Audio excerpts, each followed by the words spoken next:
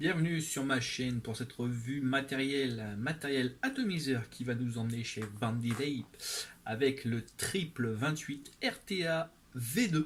Voilà, parce qu'il y a eu la V1, maintenant on a la V2. Et on va voir tout de suite ce que ça donne en regardant le déballage.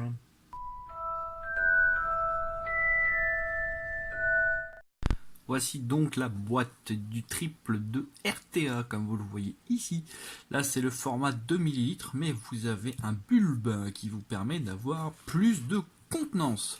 Donc là, comme vous le voyez sur les côtés, on a tout ce que contient la boîte. Donc c'est une boîte originale, puisqu'elle est ronde, comme vous le voyez, voilà, ronde, Vandy Vape. Là, vous avez exactement le plateau, la manière dont il se compose. Donc, vous pouvez faire en dual ou en triple coil. C'est la particularité de ce triple, comme son nom l'indique, de RTA.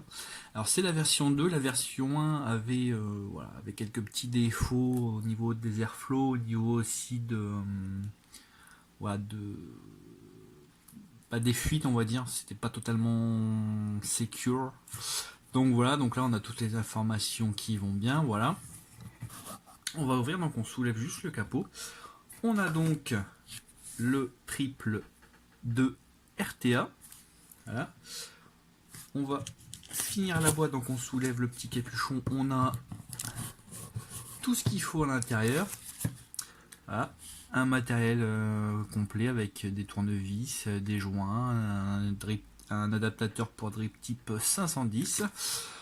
On a également donc le Pyrex classique, qui vous permettra, pardon, c'est du 4 ml et non pas ce que j'ai dit du 2, ça me paraissait un peu court aussi, là c'est du 4 ml. On a un adaptateur de coil, pour mesurer vos coils, et on a aussi bien sûr tout ce qui est certificat, manuel d'utilisation, bref, tout complet, il n'y a rien à dire là-dessus, c'est parfait. On met tout ça dedans et on va s'intéresser maintenant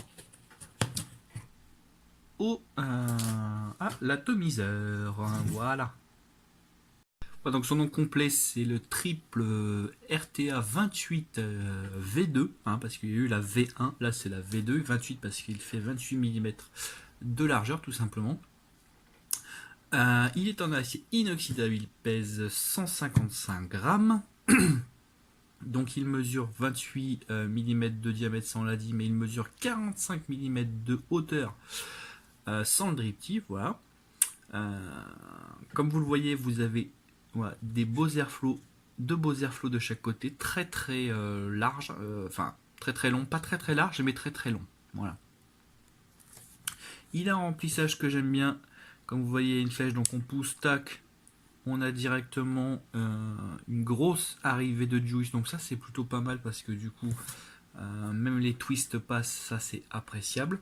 Moi j'aime bien sa matière, le Pyrex est un peu style résine, vous savez. Ça c'est plutôt agréable au toucher, c'est plutôt joli aussi, comme vous le voyez. En dessous, bien évidemment, on a exactement les mêmes informations que sur la boîte. Généralement sur Vandy Vape fait du bon matos, donc voilà, je m'attendais à une version 2 qui soit beaucoup plus performante. On va le démonter, voir comment ça se présente. Voilà donc le plateau, moi je l'ai déjà monté avec les 3 coils. Alors je l'ai monté sans vous le monter sans vous le montrer, pardon, j'y arrivé, parce que tout simplement c'est un petit peu long.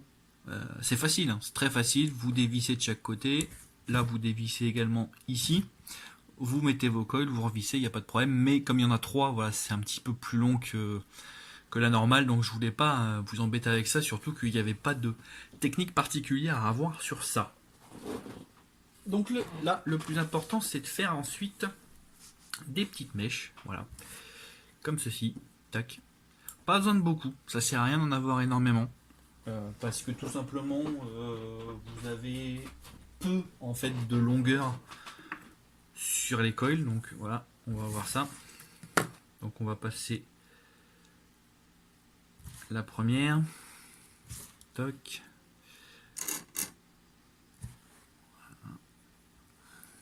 Donc on passe dans le premier coil, que ça soit dur mais pas trop. Alors il y en a qui coupent au fur et à mesure, moi vous allez voir, j'ai une technique un petit peu plus simple, on va dire. Enfin simple, je sais pas si elle est plus simple, mais elle marche tout aussi bien et elle empêche de faire 46 fois voilà, le même dessin. Donc là vous passez vos trucs, voilà, toc. Vous essayez quand même de les centrer un minimum. Là quand vous êtes sur le dernier, vous pouvez un peu pousser comme ça vers l'arrière, histoire d'avoir un peu plus de place pour pas se gêner. Voilà, c'est bon. Et voilà. Donc là quand vous êtes là, vous regardez un petit peu comment tombent vos coils par rapport à cette ligne, voilà, ici. Donc voilà, ouais, c'est ce que je pensais. Donc ensuite, vous prenez vos ciseaux. Et au lieu de faire un par un, bah, vous coupez, voilà, les trois en même temps. Alors c'est quoi l'intérêt de faire comme ça? Et ben c'est tout simple, ça vous permet... désolé, je suis un petit peu hors champ, voilà. Ça vous permet tout simplement d'avoir une longueur à peu près égale de toutes vos mèches, voilà, tout simplement. On va essayer de recentrer un petit peu parce que... Voilà, là c'est bon. Non, c'est pas bon. Voilà. Alors ensuite, le plaçage du coton. C'est pas le plus compliqué. C'est pas le plus compliqué. Vous prenez voilà, vous prenez toutes vos mèches et vous les mettez tout simplement dans la partie, hop, dédiée à ça. Voilà. Alors vous tassez pas trop, ça sert à rien parce qu'il faut quand même que voilà, que le coton, que le jus circule à travers du coton. Voilà. Vous placez, vous déposez. Vous assurez que ça dépasse pas trop. Là par exemple sur ce côté là, vous voyez il y avait un petit chouïa qui dépassait. Bon bah voilà, vous le remettez bien, mais vous tassez pas. Et surtout vous laissez quand même assez de liberté en dessous pour que le jus passe. Voilà. Pas besoin de... Là vous pouvez le remonter un petit peu, voilà. Alors il y en a qui font ceci, voilà, qui aèrent le coton. Vous pouvez le faire, ça pose pas de problème. Après ça, il y a juste un petit souci, c'est que si vous aérez trop le coton, vous aurez une magnifique remontée de juice dans votre bouche. Et je vous prie de croire que c'est pas forcément super agréable. Donc voilà, à vous de voir ce que vous préférez. Moi, je les aère pas trop. Tout simplement parce que les arrivées sont grandes, il y a de la place, même pour un coton complet, il y a de la place. Donc voilà, c'est pas forcément d'une utilité énorme, on va dire. Vous répartissez bien le coton, voilà, tac tac. Là, vous repoussez un petit peu le coton, mais pas énormément, vous le repoussez pas au bout, juste de quoi faire un appel de liquide ici. Voilà. Et voilà, vos coils sont prêts, il ne reste plus qu'à les juicer. Voilà, donc une fois que vos cotons et vos coils sont bien juicés, voilà, il y a une petite bouillia qui remonte.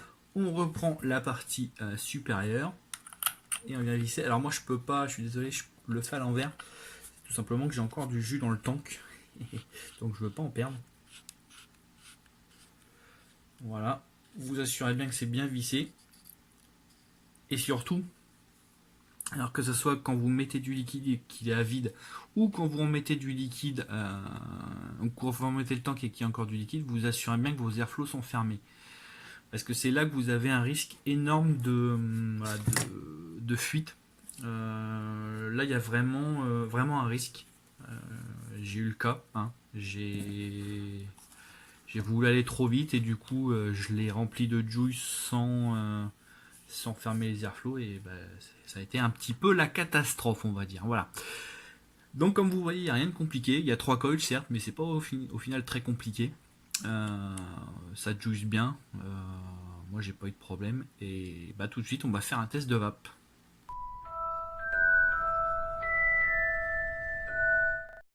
Ouais, donc on peut dire, vous allez peut-être dire, ouais, il est passé vite sur le montage, tout ça. Non, je suis pas passé vite. Franchement, mettre les coils, c'est super simple. Je vous ai montré la partie la plus importante et la plus délicate, entre guillemets, de ce triple V8 RTA V2. C'est le cotonnage. Voilà, le cotonnage, lui, sans être compliqué, hein. Le premier coup j'ai réussi, donc voilà, y a pas de complication à voir.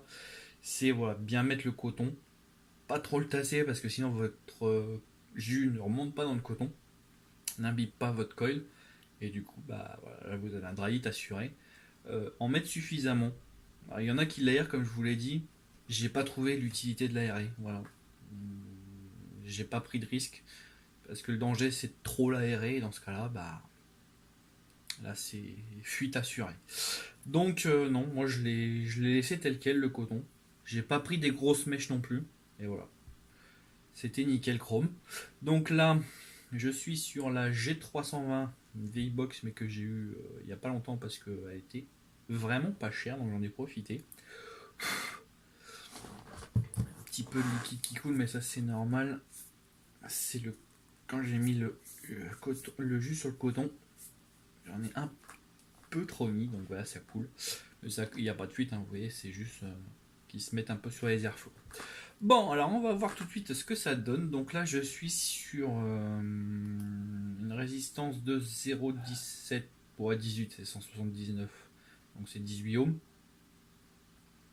Je vais vaper à 75 watts et j'ai mis le crunch time que j'avais présenté il n'y a pas longtemps. C'est parti, mon kiki.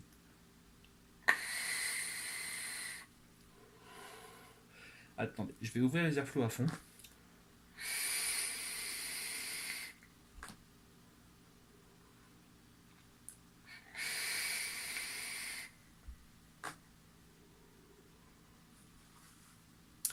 Alors comme vous le voyez, il envoie de la vapeur, hein. Ça, il n'y a pas de souci. C'est vraiment une machine à vapeur. Mais bon, en même temps, 3 coils, voilà, on s'attend aussi à ce qu'il envoie un minimum, voilà, un minimum de pâté, on va dire. Et c'est le cas, il envoie du pâté, hein.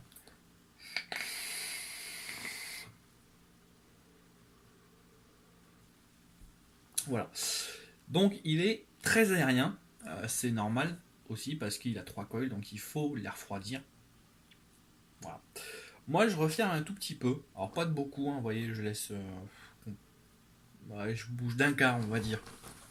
Un petit quart.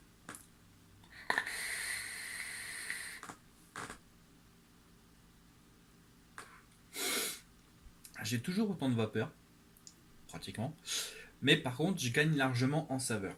En saveur, tout de suite, ça fait la différence parce que forcément, vous bouchez un côté, donc évidemment, vous avez une concentration plus importante de saveur.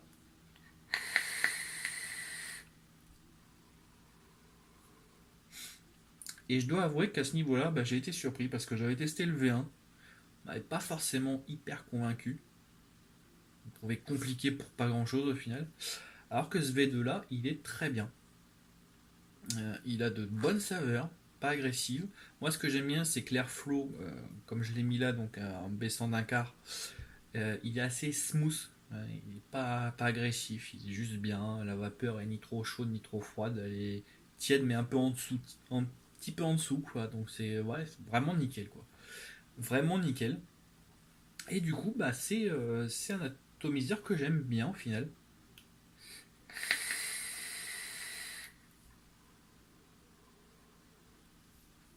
J'étais habitué avec le Crunch Time, mais avant son jumeau, le Ethos Crispy Streets Blueberry, à avoir des saveurs, à avoir beaucoup de puissance.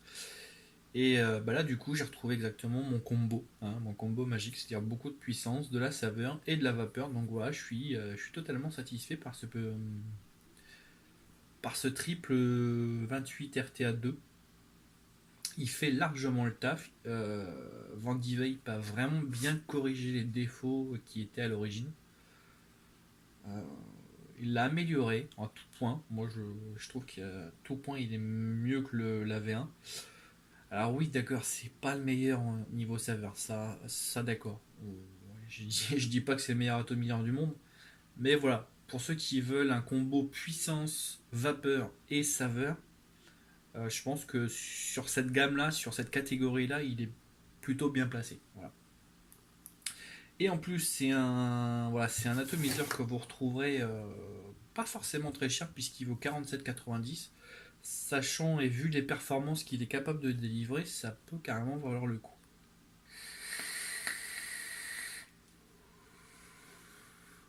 Et pour ne rien gâcher, bah, je trouve que le Pyrex un petit peu, voilà, un petit peu dessiné en abstrait, je trouve ça super classe. Donc voilà, du beau travail de chez Bandy Vape encore une fois.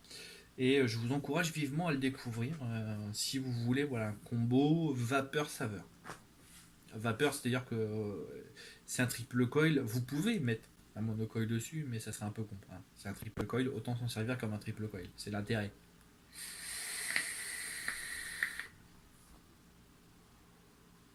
Voilà.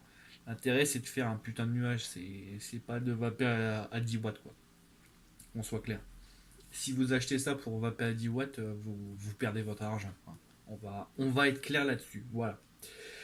Et bien sur ces bonnes paroles, je vais vous dire au revoir et à bientôt pour de nouvelles aventures.